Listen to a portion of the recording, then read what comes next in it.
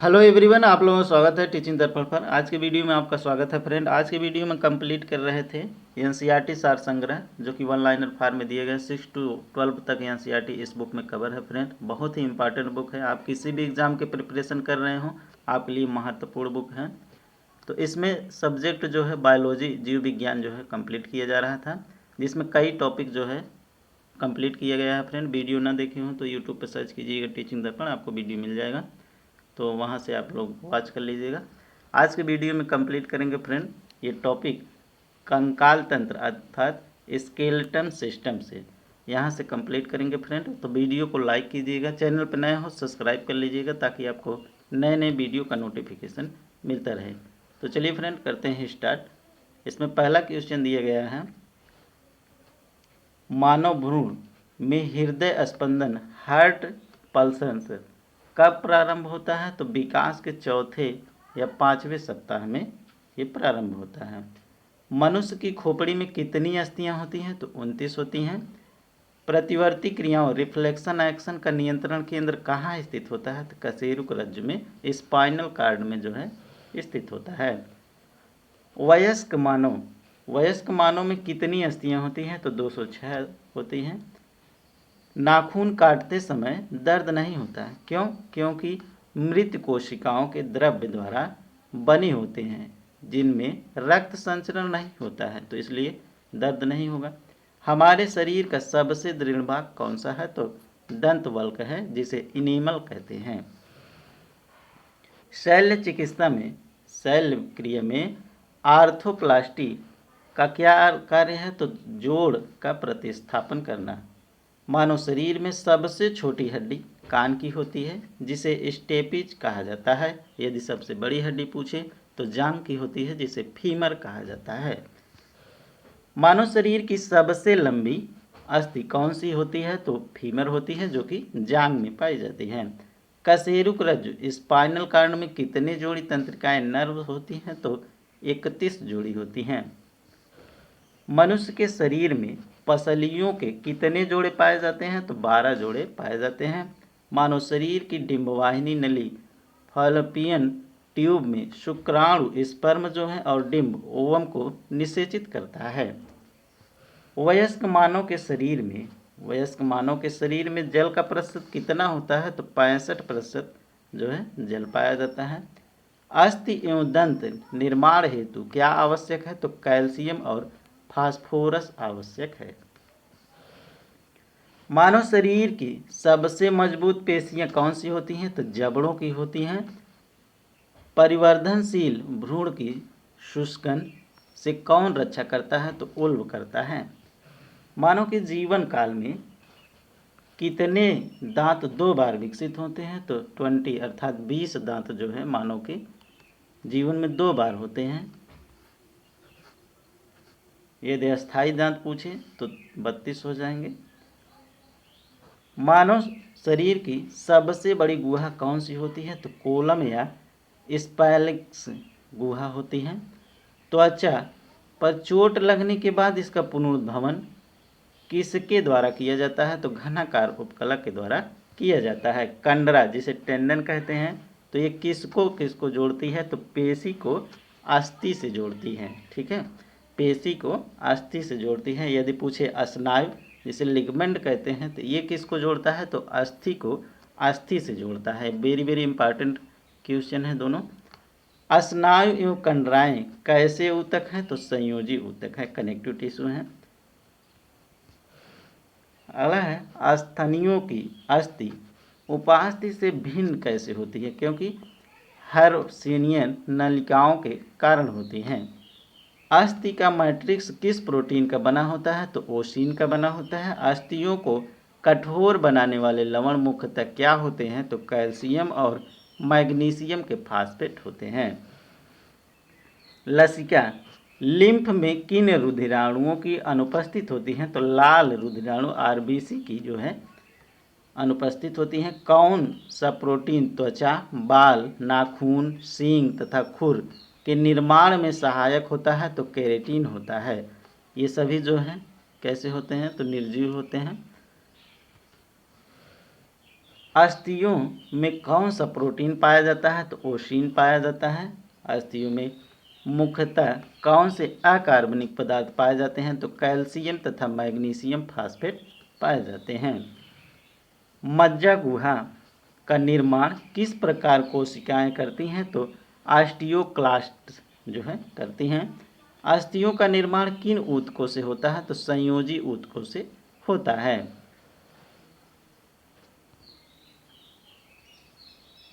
शिशुओं में कुल कितनी अस्थियां पाई जाती हैं? तो 300 पाई जाती हैं। वयस्क मानव में पूछी जाए तो 206 होती हैं। मानव शरीर के किस अंग में सबसे अधिक अस्थियों की संख्या होती है? तो हाथ में होती है। किस प्रकार की संधियों द्वारा हमारी खोपड़ी की अस्थियां परस्पर जुड़ी होती हैं? तो ये अचल संधि है। कौन सी संधि है? तो अचल संधि है। मनुष्य के कंकाल में कब्जा संधि हिंज ज्वाइंट का एक उत्कृष्ट उदाहरण किन अस्थियों की संधि में मिलता है? तो अल्ना एवं ह्यूमरस में मिलता है।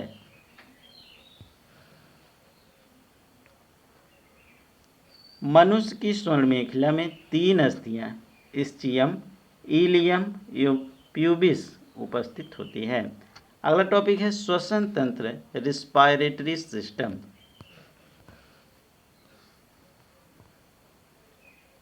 श्वसन में बाहर निकाली गई वायु जिसे कार्बन डाइऑक्साइड की लगभग कितनी मात्रा होती है? तो 4% होती है।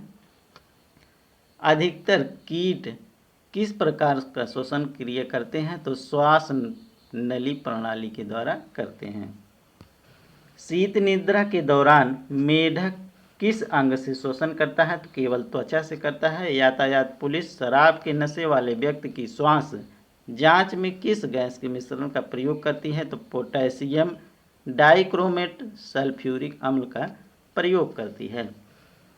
श्वासोश्वास जिसे ब्रीथिंग कहते हैं में बाहर निकाली वायु में ऑक्सीजन की कितनी मात्रा होती है? तो लगभग 17% होती है।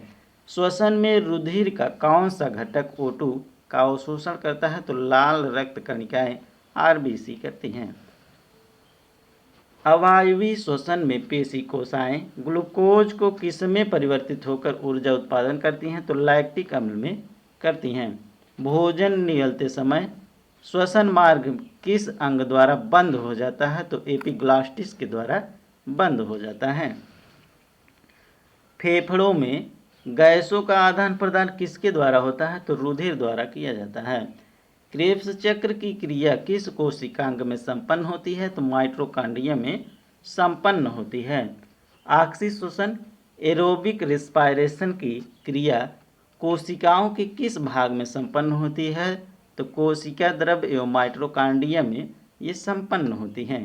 ग्लाइकोलाइसिस क्रिया को ऑक्सी तथा अनॉक्सी श्वसन का सामान्य चरण माना जाता है। श्वसन द्वारा उत्पन्न ऊर्जा का संचय किस रूप में होता है? तो एटीपी अणुओं के रूप में होता है। एटीपी अर्थात एडेनोसिन ट्राइफॉस्फेट। पहाड़ों पर रहने वाले में आरबीसी की संख्या अधिक होती है क्योंकि पहाड़ पर वायु कम संघनित होती है। कार्बोहाइड्रेट तथा वसा अपाचय के प्रमुख अंतिम उत्पाद हैं तो कार्बन डाइऑक्साइड एवं पायरुविक अम्ल हैं। अवायवीय श्वसन एनोरोबिक रेस्पिरेशन में कौन सी प्रक्रिया होती है? तो ग्लाइकोलाइसिस होती है। मानव में श्वसन दर प्रति मिनट लगभग कितनी होती है? तो 12 से 15 बार होती है।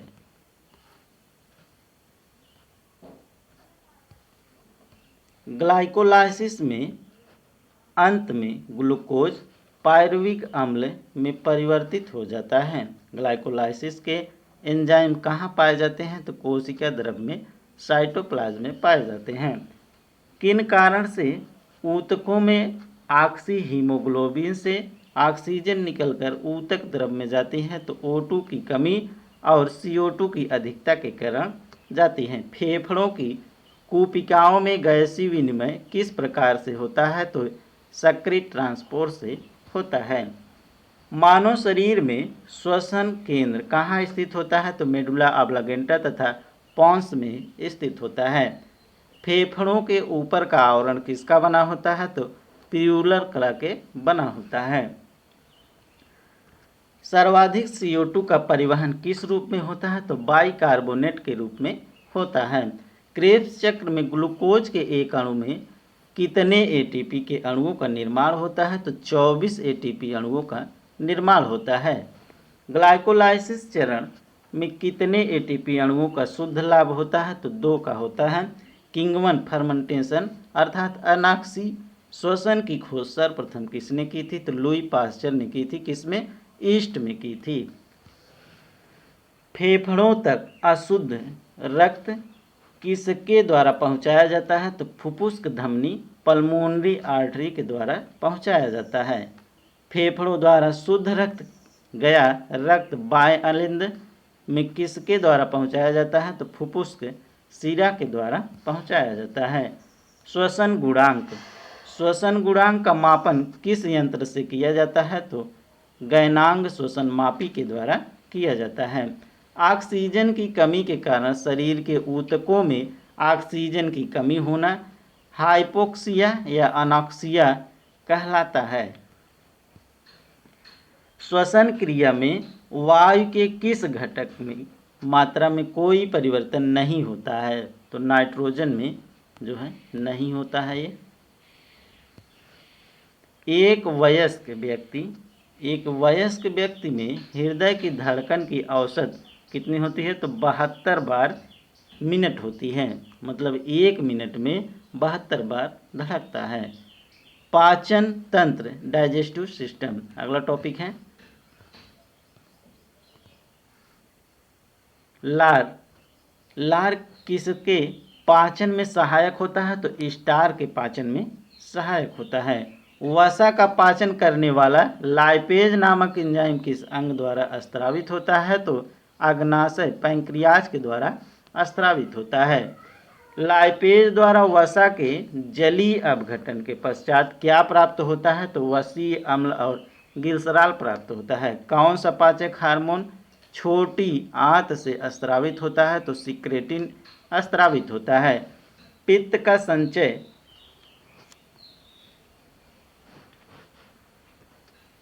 का संचय कहाँ होता है? तो पित्ताशय में होता है, जिसे गाल ब्लेडर कहते हैं। पित्त बाइल का निर्माण यकृत लीवर में होता है। यह वसा को वसीय अम्लों फैटी एसिड में तोड़कर पाचन में सहायता करता है। किस अंग में प्रोटीन्स का पाचन पूर्ण होता है? तो आंत में ये पूर्ण होता है।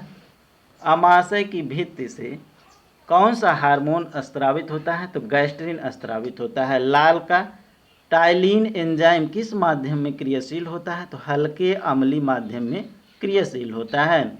अमाशय स्टोमच के दीवार का पेशी संकुचन क्या कहलाता है? तो क्रमांकुचन कहलाता है। पाचन तंत्र के किस रस में कोलेस्ट्रॉल पाया जाता है? तो पित्त में पाया जाता है। कार्बोहाइड्रेट किस रूप में शरीर में संग्रहित होता है? तो ग्लाइकोजन के रूप में संग्रहित होता है। अमाशय में भोजन के जीवाणुओं को कौन नष्ट करता है? तो HCl, जिसे हाइड्रोक्लोरिक अम्ल कहते हैं, ये नष्ट करता है। मानव शरीर की किस संरचना में कृमि रूपी परिशेषिका पाई जाती है? तो बड़ी आंत में पाई जाती है। मानव शरीर का वह अंग जो ग्लाइकोजन के रूप में कार्बोहाइड्रेट का भंडारण करता है वो कौन सा है? तो यकृत में इसका भंडारण होता है। एक स्तनधारी में सबसे बड़ी ग्रंथि कौन होती है? तो यकृत होती है। यदि पूछा जाए सबसे बड़ी ग्रंथि कौन सी है, तो यकृत हो जाएगा। अग्नाशय मानव शरीर की दूसरी सबसे बड़ी ग्रंथि है। पीलिया से कौन सा रोग या अंग जो है प्रभावित होता है? तो यकृत प्रभावित होता है। पाचन क्रिया के समय आहार नाल में स्टार्च का अंतिम उत्पाद क्या है? तो ग्लूकोज है। काड मछली के यकृत तेल में कौन सा विटामिन प्रचुर मात्रा में पाया जाता है? तो विटामिन ए प्रचुर मात्रा में पाया जाता है। मम्स, जिसे गलसुआ कहते हैं, पैरामिक्सो वायरस द्वारा फैलाई जाने वाली बीमारी है जिसमें पैरोटिड ग्रंथि में सूजन, जलन व दर्द होने लगता है। लंगरहंस की दीपिकाएं किस अंग में उपस्थित होती हैं? यदि पूछा जाए लंगरहंस की दीपिकाएं किस अंग में उपस्थित होती हैं? तो अग्नाशय पैंक्रियाज में उपस्थित होती हैं। मानव शरीर में किस एक अंग से हार्मोन्स के साथ साथ पाचक एंजाइमों का भी स्रावण होता है? तो अग्नाशय का स्रावण होता है। जठर ग्रंथियां गैस्ट्रिक ग्लैंड किस अंग में पाई जाती हैं? तो आमाशय में पाई जाती हैं। यकृत द्वारा किस प्रोटीन का संश्लेषण व संग्रहण किया जाता है? तो फाइब्रिनोजन एवं प्रोथाम्बिन का किया जाता है। यकृत में उपस्थित कौन सा पदार्थ मानव शरीर में रक्त जमने से रोकता है? तो हिपैरिन रोकता है। लंबे समय तक उपवास रखने का सर्वाधिक प्रभाव शरीर के किस अंग पर पड़ता है? तो वृक्क अर्थात किडनी पर पड़ता है। मानव शरीर में पाचन का अधिकांश भाग किस अंग में संपन्न होता है? तो छोटी आंत में संपन्न होता है। मानव शरीर में छोटी आंत होती है तो अवशोषण के रूप में होती है।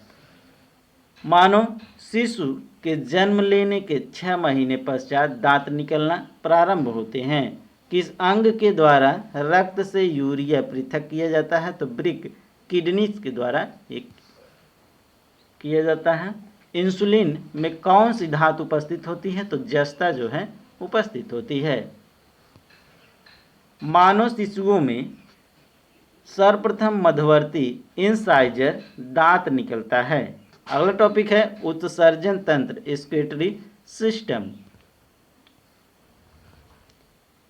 मानव शरीर में यूरिया का निर्माण किस अंग में होता है? तो यकृत में होता है। एल्कोहल के निराविषण डिटॉक्सिफिकेशन के लिए कौन सा मानव अंग उत्तरदायी है? तो यकृत जो है उत्तरदायी होता है।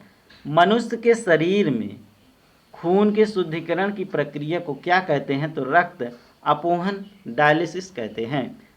मानव शरीर से उत्सर्जित सर्वाधिक विषाक्त पदार्थ कौन सा होता है? तो अमोनिया होता है। मूत्र की मात्रा का नियंत्रण है तो एडीएच है, जिसे क्या कहते हैं? एंटी डाययूरेटिक हार्मोन कहते हैं, यूँ एंडोस्टेरोन भी कहते हैं।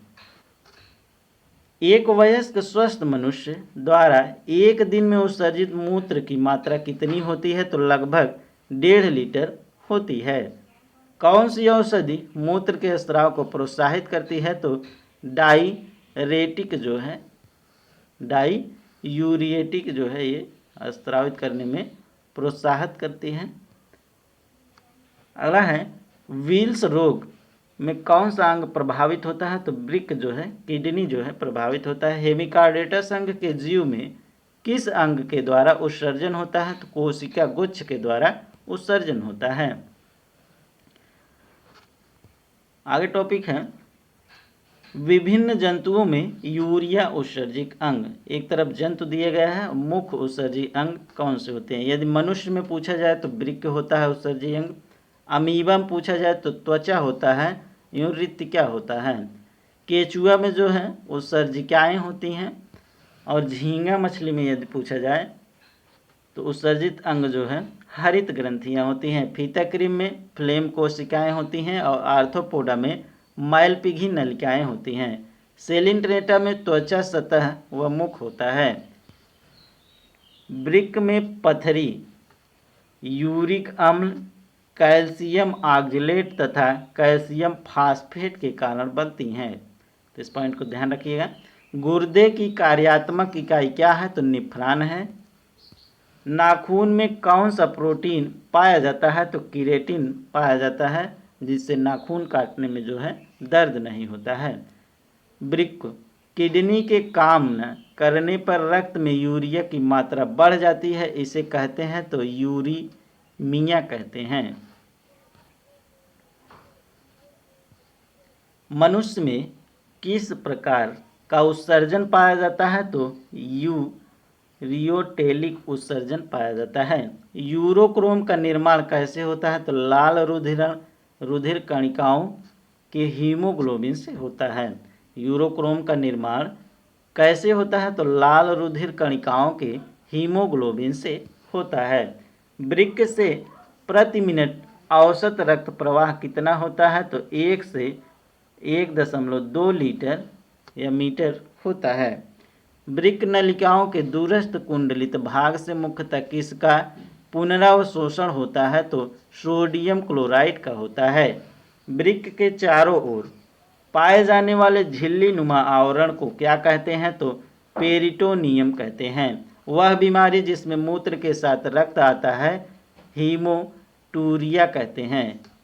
शरीर में संपूर्ण रक्त किसके माध्यम से शुद्ध होता है? तो किडनी के माध्यम से शुद्ध होता है। केचुआ मुख्य रूप से ओमेटोटेलिक अमोनिया उत्सर्जक जंतु है, किंतु पर्याप्त जल न प्राप्त होने पर यह यूरियोटेलिक यूरिया उत्सर्जक हो जाता है।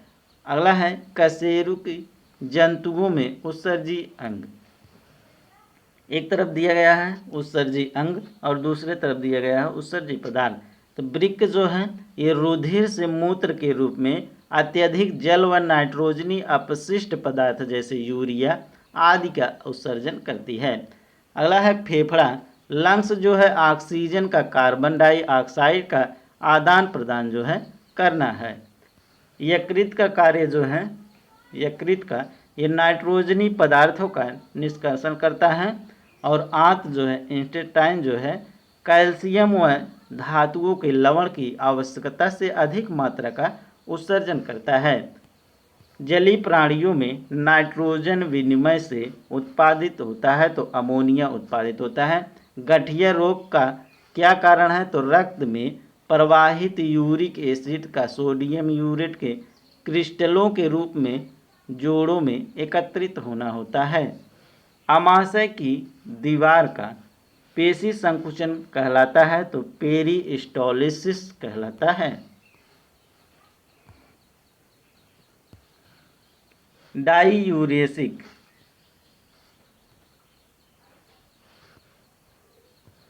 डाईयूरेसिस की स्थिति में ग्लूकोज का उत्सर्जन जो है बढ़ जाता है। अगला टॉपिक है तंत्रिका तंत्र नर्वस सिस्टम। मानव शरीर की प्रतिवर्ती क्रिया रिफ्लेक्सिव एक्शन का नियंत्रण केंद्र कहाँ स्थित होता है? तो मेडुला ऑब्लांगेटा में होता है। हृदय की धड़कन की गति किसके द्वारा बढ़ती है? तो अनुकंपी तंत्रिका द्वारा बढ़ती है। प्रेरक कौशल मोटर स्किल्स मस्तिष्क के कौन से भाग के साथ संबंधित होता है? तो ललाट भाग के साथ संबंधित होता है। मानव के मस्तिष्क का सबसे बड़ा भाग कौन सा है? तो रोबेम नेसिफैलान होता है। तंत्रिका तंत्र नर्वस सिस्टम के अध्ययन को तंत्रिका विज्ञान न्यूरोलॉजी कहा जाता है।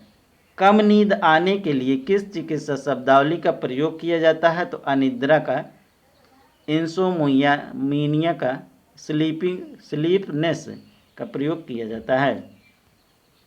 मस्तिष्क का कौन सा भाग गुरुत्वाकर्षण के विरुद्ध शरीर का समर्थन करता है? तो अंतराली केंद्र इंस्टेंटियन न्यूक्लियस जो है ये करता है। औसतन एक सामान्य मनुष्य मस्तिष्क का भार कितना होता है? तो 1.36 किलोग्राम होता है। शरीर में प्रतिवर्ती क्रियाओं का नियंत्रण एवं समन्वय कौन करता है? तो मेरुरज्ज स्पाइनल कॉर्ड जो है करता है। सेरेब्रल पाल्सी मस्तिष्क संबंधी विकार जो सामान्यतः छोटे बच्चों में पाया जाता है।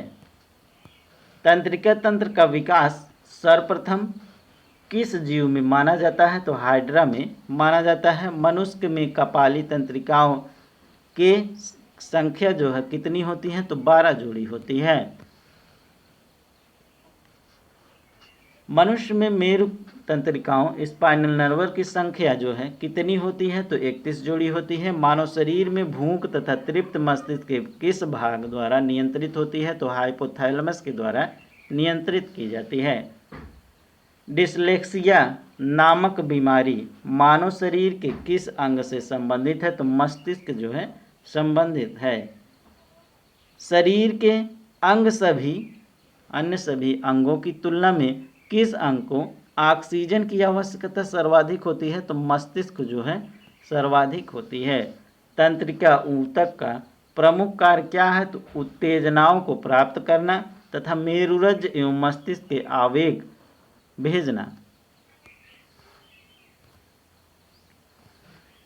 भोजन ग्रहण के पश्चात आहार नाल की तरंग गति और इसकी दीवार की ग्रंथियों के स्रावण का उत्तेजना किस तंत्र द्वारा होता है? तो परानुकंपी तंत्र के द्वारा होता है। कौन से तंत्र हमारे शरीर में समन्वय का कार्य करते हैं? तो तंत्रिका एवं अंतःस्रावित तंत्र जो है करते हैं। जो मनुष्य यह नहीं समझ पाता है कि कब उसे भोजन करना रोक देना चाहिए, वह किस रोग से पीड़ित है? बुलिमिया से पीड़ित है। जैविक घड़ी बायोलॉजिकल क्लॉक जो है मानव शरीर के किस अंग में स्थित होती है? तो हाइपोथैलेमस में स्थित होती है। एपिथैलेमस किस ग्रंथि से निर्मित होता है? तो पीनियल ग्रंथि हैबेन्यूला से ये जो है निर्मित होता है। मानव शरीर का कौन सा भाग अल्जाइमर रोग से प्रभावित होता है? तो मस्तिष्क जो है प्रभावित होता है। मांसपेशियों के रेशों में आवेग संचरण के लिए किस पदार्थ की आवश्यकता होती है? सोडियम की आवश्यकता होती है। मनुष्य का मस्तिष्क कितने भागों में विभाजित होता है? तो 3 भागों में विभाजित होता है। कौन कौन से भाग हैं? सेरेब्रम, सेरेबेलम और ब्रेन स्टेम जो है होता है। न्यूरॉन का बाहर निकला हुआ लंबा भाग क्या कहलाता है? तंत्रिकाक्ष कहलाता है। तंत्रिका कोशिकाओं के तंत्रिकाक्ष के चारों ओर किस पदार्थ का आवरण पाया जाता है? तो मेलिन का पाया जाता है। सुई चुभने पर किस अंग में पीड़ा का अनुभव नहीं होगा? तो मस्तिष्क में जो है नहीं होगा। मानव के जन्म के पश्चात किस अंग में कोशिका विभाजन नहीं होता है? तंत्रिका कोशिका का विभाजन नहीं होता है। एक तरफ चिकित्सा उपकरण दिए गए हैं, दूसरी तरफ उनके उपयोग दिए गए हैं। यदि पूछा जाए सीटी स्कैन किसके लिए होता है? तो शरीर में असामान्यता के कारण ये किया जाता है। इलेक्ट्रोकार्डियोग्राफ जो है हृदय में विकार को पता लगाने के लिए किया जाता है। ऑटो एनालाइजर ये जैव रासायनिक तत्वों की जांच में किया जाता है। पेसमेकर जो है हृदय की गति नियंत्रित करने के लिए इसको किया जाता है। मानव मस्तिष्क का कौन सा भाग वृद्धि, स्मृति और तर्क का केंद्र होता है? तो सेरिब्रम होता है। 2 तंत्रिका कोशिकाओं के मिलने को क्या कहते हैं? सिनेप्स कहते हैं। प्रतिवर्ती क्रियाओं की खोज सर्वप्रथम मार्शल हॉल ने की थी। प्रतिवर्ती क्रियाओं की खोज सर्वप्रथम मार्शल हॉल ने की थी। अगला टॉपिक है रक्त परिसंचरण तंत्र, ब्लड सर्कुलेटरी सिस्टम। इसको नेक्स्ट वीडियो में देखेंगे फ्रेंड। तब तक वीडियो को लाइक कीजिएगा, चैनल पर नए हो सब्सक्राइब कर लीजिएगा ताकि आपको नए नए वीडियो का नोटिफिकेशन मिलता रहे। तो चलिए फ्रेंड मिलते हैं नेक्स्ट वीडियो में, तब तक के लिए धन्यवाद।